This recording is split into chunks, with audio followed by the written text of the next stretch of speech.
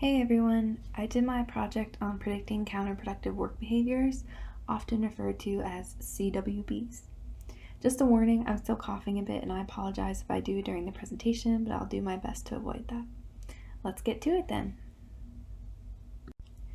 Before I get into how exactly we define CWBs, which can actually be pretty complex, it's important to understand the value of predicting CWBs. The body of research in this area overwhelmingly shows that counterproductive work behaviors are quite prevalent in most organizations and can come at a considerable cost, both financially and in the way they can negatively impact organizational employees and overall organizational effectiveness. To build my case about the importance of predicting CWBs, I've gathered some interesting statistics and findings regarding prevalence, cost, and consequences. There are a good amount of prevalence and cost statistics listed here, and I encourage you to read through them all. I found them super interesting, but I'll just highlight a few. First, Boy and Wasserman estimated that 89% of employees have engaged in a CWB at one point or another. That's basically saying only one person in our selection class is not engaged in a CWB. But depending on how you define them, which we'll get to, I would estimate even higher, considering people may not readily admit they engaged in counterproductive work behavior. However, there have been a few studies that have specifically looked at employee theft, and they found that between 15 and 75% of employees will actually admit to stealing from their employers at least one time. And considering how costly theft can be, keep in mind that one statistic estimated that employee theft has a $50 billion impact annually on the US economy, and this estimate is continually rising. That means that employee theft in particular is highly damaging to organizations. Overall, though, scholars consider CWBs to be some of the most costly behaviors in terms of damage done to organizations. Decreased job satisfaction, higher turnover intentions, more stress, lower commitment, and lower organizational justice perceptions are just some of the meta-analytic relationships found for counterproductive work behaviors. Not only this, but managers' perceptions of employees' overall performance is strongly affected by their engagement in CWBs, and it also seems that those who tend to engage in detrimental CWBs are often the ones not engaging in helpful citizenship behaviors either. Looking at these correlates makes me think that oftentimes CWBs signal that the employees engaging in them are not happy with some aspect of their job, context, or organization. However, while organizational and environmental factors may certainly be at play, organizations would prefer to predict who is more likely to engage in CWBs and not even give them a chance to enter the organization. So that brings me back to my original question. Why do we want to predict counterproductive work behaviors?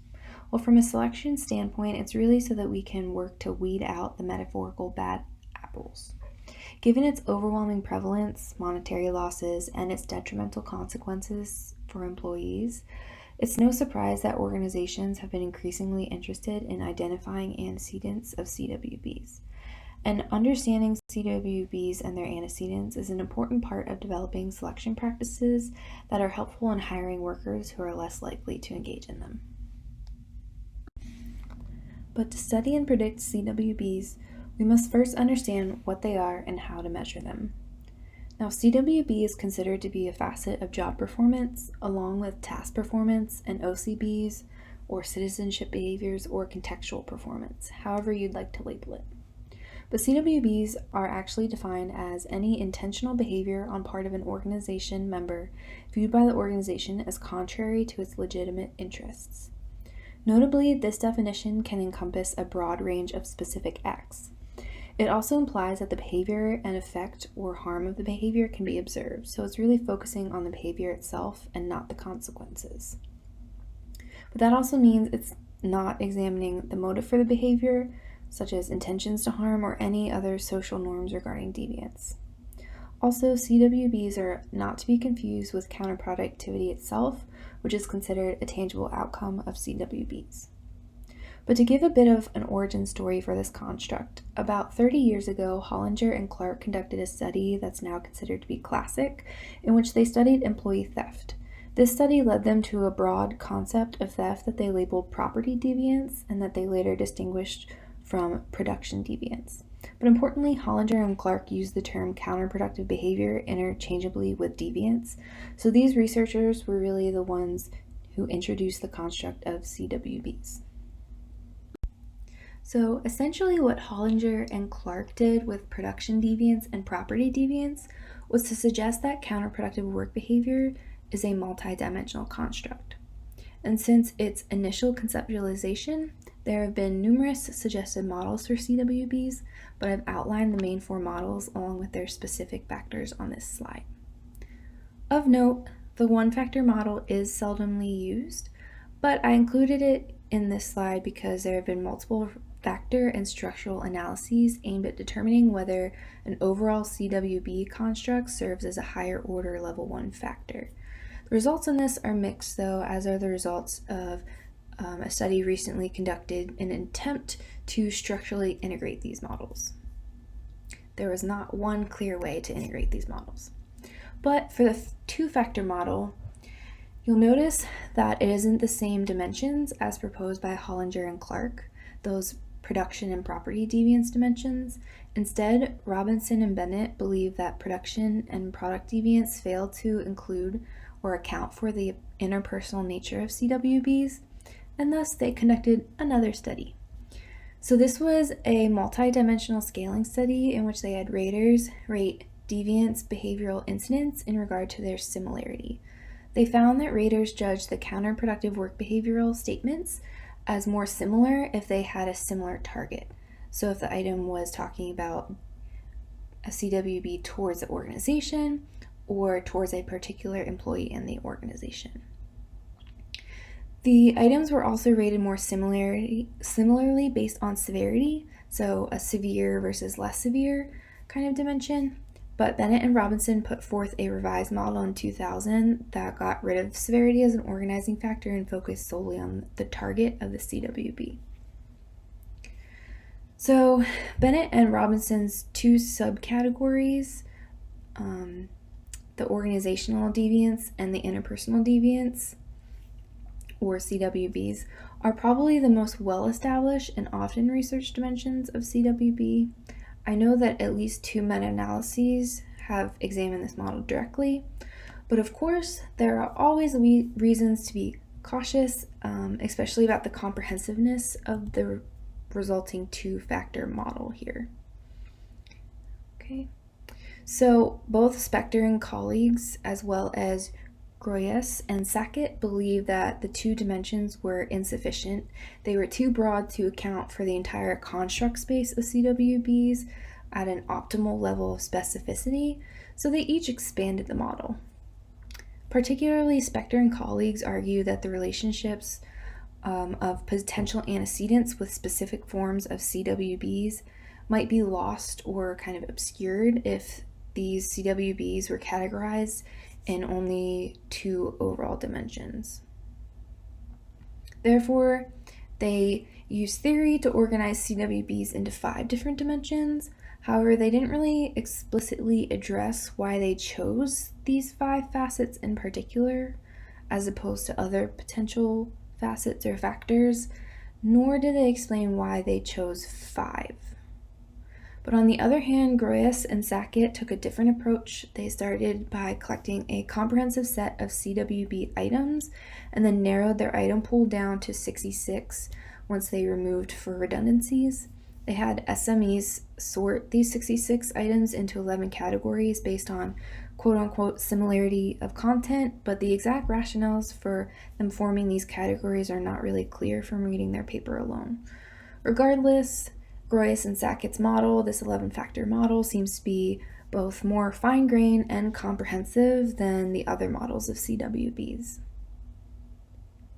So now that we've talked about the different models of CWBs, it's important to discuss how we measure them. This is a really interesting clip I was shown at IUPUI by Dennis Devine, who is obsessed with office space. He showed this clip for one of our classes, and in my opinion, it perfectly captures some counterproductive work behaviors. But this is, I guess, one way that you could measure CWBs by directly face-to-face asking employees whether they engage in them, or what their typical day is like, but I highly doubt anyone would actually give this response. Notably, the 2, 5, and 11 factor models don't really differ in their approach to measurement. Each was operationalized as a self-report measure where participants rated brief statements of counterproductive behaviors.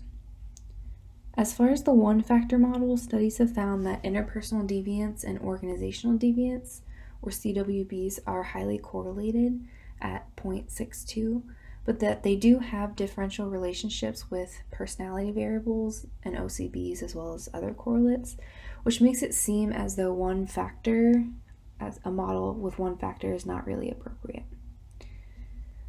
I will say, interestingly, the content of the CWBs measures do overlap quite a bit. In fact, it appears that Spector and colleagues actually developed their measure, which they named Counterproductive Work Behavior Checklists, or CWBC, by adopting at least some of the items from the Robinson and Bennett measure. Currently, the most commonly used measure in research are associated with the 2 and the 5 factor models, while the 11 factor inventory didn't really catch on. However, these are just the measures used in empirical research. It's a whole different ballgame in industry because you can't exactly ask applicants to rate statements of CWBs they engaged in while performing the job they haven't been hired for yet. That's where integrity tests come into play. And from what I've found, there are 2 types of integrity tests, or 2 main types. The first is over-integrity tests, which are more straightforward about using items tapping into integrity as a construct and seemingly ask whether applicants have engaged in CWBs in the past. These are supposedly best for predicting CWBs like theft. But on the other hand, the second type of integrity tests are personality-based integrity tests, but these generally predict a broader array of CWBs, which makes them overall more effective. From what I've gathered too, the use of personality-based integrity tests is a highly debated practice as they're not the most reliable, and they should definitely only be used as part of the selection battery, not on their own. But I do want to acknowledge that both types of integrity tests are still self-report. I did find a meta-analysis by Barry and colleagues in 2012 that examined the benefits of having others rate CWBs, but both the self and other reports of CWBs had similar patterns, and other reported CWBs didn't account for much unique variance above and beyond self-reported CWBs. They often also underestimated the extent or prevalence of CWBs compared to the self-report data. My research did uncover that some organizations do use SJT integrity tests. For example, PSI basically said on their website that it's difficult to measure integrity without having the right answer be super obvious. So they created an SJT integrity test where applicants rate the best and the worst and the in-between options for scenarios without an obvious answer. They claim that this helps increase the variance in answers and helps weed out those who are more likely to engage in CWBs, but also identify those who are more likely to engage in citizenship behaviors. So why do organizations favor personality-based integrity tests? Well, that would be because personality characteristics have consistently been related to CWBs. It's important to note that 2 major kind of lines of thinking and literature have developed in investigating CWBs. The first is environmentally related, so environmental or contextual factors or conditions that served as antecedents to CWBs. And the other is the role of individual differences and how they factor into affecting the likelihood that someone will engage in CWBs. Of course, these can also interact. But according to Spector, in 2010, he wrote that personality traits are individual differences that influence the way people perceive and appraise their environments. He argued that these traits can impact attributions for what caused events, as well as people's emotional responses and their ability to fight their counterproductive impulses. In fact, in this paper, it was argued that because it's likely people are consciously aware of the choices they make to or to not engage in CWBs, it's reasonable to assume that some people, based on their personality, are predisposed to engaging in CWBs. And research findings do support this argument. Specifically, it supports the idea as well that we can potentially select for those less likely to engage in CWBs. Interestingly, all of the big five personality traits have been linked to CWBs, but one meta-analysis by Berry and colleagues in 2007 found that using the two-dimensional model of CWBs, the interpersonal deviance and organizational deviance, they found that CWBs exhibited their strongest, granted negative relationships with agreeableness, conscientiousness, and emotional stability. However, there was a study that was specific to the job applicant context that used the Hexaco model of personality, which is a revised version of the Big Five model, and they found that the dimensions of honesty, humility, and extroversion also predicted CWBs. Overall, though, it seems the strongest personality predictor of CWBs is conscientiousness, as though those high on this trait are more likely to be productive and work on tasks assigned, set goals on their own, go above and beyond requirements, and particularly avoid engaging in counterproductive work behaviors.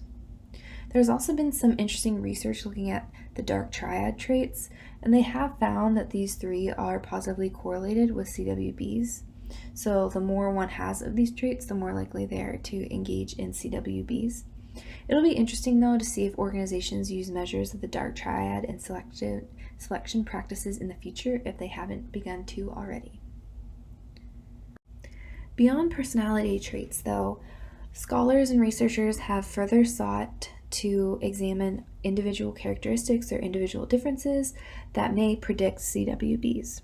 So they have looked at demographics, and oftentimes I will say that there's not any significant relationships found, but there are a few that I noticed. So in one meta-analysis, they found that work experience predicted CWBs, but they also found in another study that male employees were more likely to engage in specific types of CWBs, as well as younger employees. So males were more likely to abuse alcohol and be violent in the workplace, while younger employees were more likely to engage in theft as compared to older employees. Beyond personality and demographics, there's also numerous other individual differences that have been linked to CWBs. One of the most interesting studies that I found was one that looked at social networking websites. Specifically, they examined whether posting on Facebook and Facebook posts that were coded as exhibiting online stress, whether those individuals were more likely to engage in CWBs, and they were. It was pretty fascinating, but also, supports the argument that we might want to use social networking websites as a pre-employment screening tool. But beyond that, there are lots of other individual differences that predict CWBs, and a lot of them make a lot of sense as to why logically they would predict CWBs. So for instance, trait anger, that might be related to CWBs such as violence, especially if we were seeing CWBs as a form of retaliation. Psychological entitlement, which is basically a general belief that one deserves more or is entitled to more than others, as well as moral disengagement, which is defined as the process of convincing the self that ethical standards don't apply to oneself in a particular context, so particularly at work. Both of these seem to be logically related to incidences of CWBs such as theft, sabotage of others, and even maybe verbal abuse.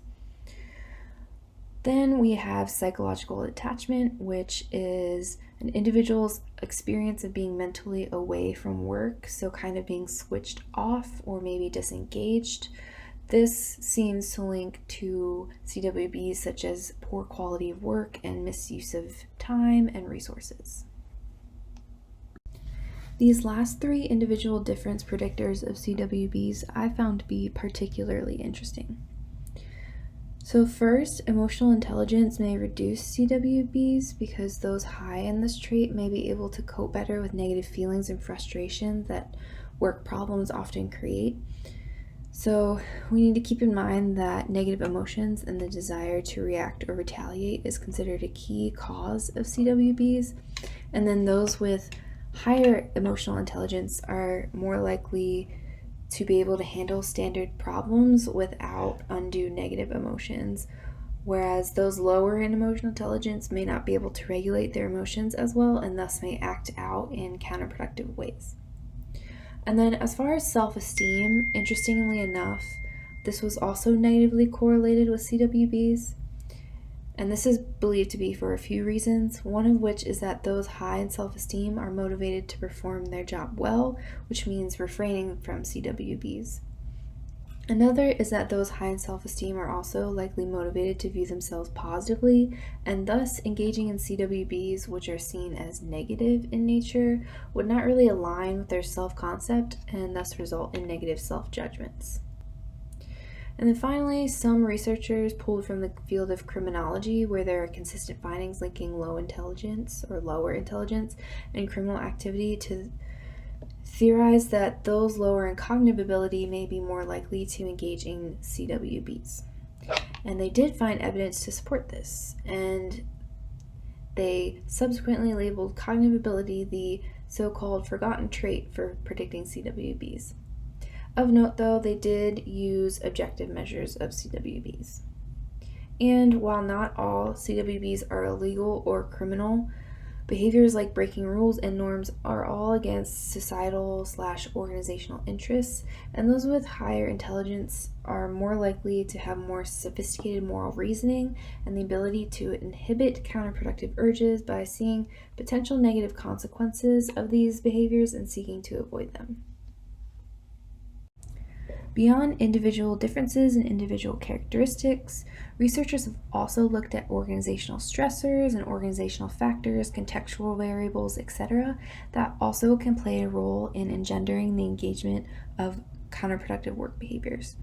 There are a lot of them listed. I know that I did not get all of them from the literature because the CWB literature is very broad, but some you'll notice that some relate to leadership, some are more broad contextual factors such as perceptions of politics or high CWB norms, but there's also some that are more task related. So that, of course, there's less traits or individual differences in this list because I put those on the previous slides. But this also suggests that if we can't select those necessarily who are less likely to engage in CWBs, or some who might engage in CWBs slip through, there's also ways that we can work or tweak the organizational environment to reduce these stressors and these antecedents to CWBs. Okay, and finally we have some future directions, which are mainly just some ideas or papers that I found that would be interesting avenues to explore more. So the first one, according to Smart and Greco in 2019, a key theory used to explain CWBs from that environmental or situational contextual point of view is that CWBs are actually reactions to negative work events, which this theory assumes that CWBs have a goal of harming the target then, whether it be the organization as a target or an individual in the organization as a target. However, these authors believe that there may be more goal-directed motivations behind CWBs. For instance, an example they provided is that one may engage in mean pranks or perhaps steal from the organization, not necessarily to retaliate for a perceived injustice, but to possibly gain social approval from others or for even material gain. So in their paper, they pull from theory to identify 4 other motives besides retaliation or harm. They actually identified 4 motives. So these were affiliation, conforming, status, and tangible goods, which they considered to be instrumental motives.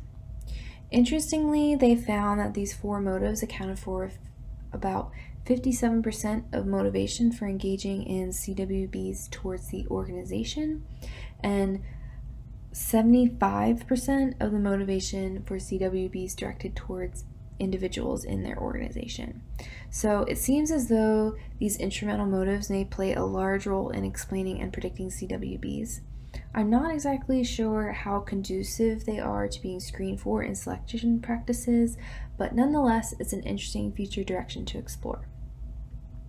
In my literature review, I also stumbled upon a relatively recent thesis that used a person-centered profile approach to measuring CWBs. So basically, they used latent profile analysis to determine whether there are individuals who engage in different deviance patterns. It was definitely an interesting read, and they found 4 different profiles, which they gave some interesting labels to. So for instance, they labeled one angels, and those were the individuals who generally did not engage in CWBs, so they were low across the board. They labeled a category bold opportunists, so that profile was those who particularly engaged in high levels of misuse of time and resources, as well as poor attendance. There was the aberrant deviant profile, which contained those who had higher levels of CWBs across all the measures, but particularly had higher than the mean levels of drug use, as well as misuse of time and resources. And finally, there were the reserved opportunists, who were similar to the angels but had generally low levels of misuse of time and resources and poor attendance, but higher than the angels, as well as higher inappropriate verbal actions. Interestingly, the aberrant deviants had the highest means on all 3 dark triad traits as well, which the bold opportunists, they were also above the mean, but just for Machiavellism. So this study just proposed an interesting idea that there are different types of CWB offenders, and perhaps we should focus on weeding out the worst kinds, or a particular kind if we're interested in that. But it seems testing for the dark triad traits may be one way that we can weed out those worst apples. And finally, of course, some researchers have argued that we need to examine more subdimensions of CWBs. It's not an unsurprising future direction, but a little bit ironic that Groys is an author on this paper when they were also involved in expanding CWBs all the way to 11 factors. But there you have it, folks. That's all I learned about CWBs, their dimensionality, antecedents and consequences, and how exactly we go about trying to select for those who don't engage in them. I hope you've enjoyed this presentation. Thanks!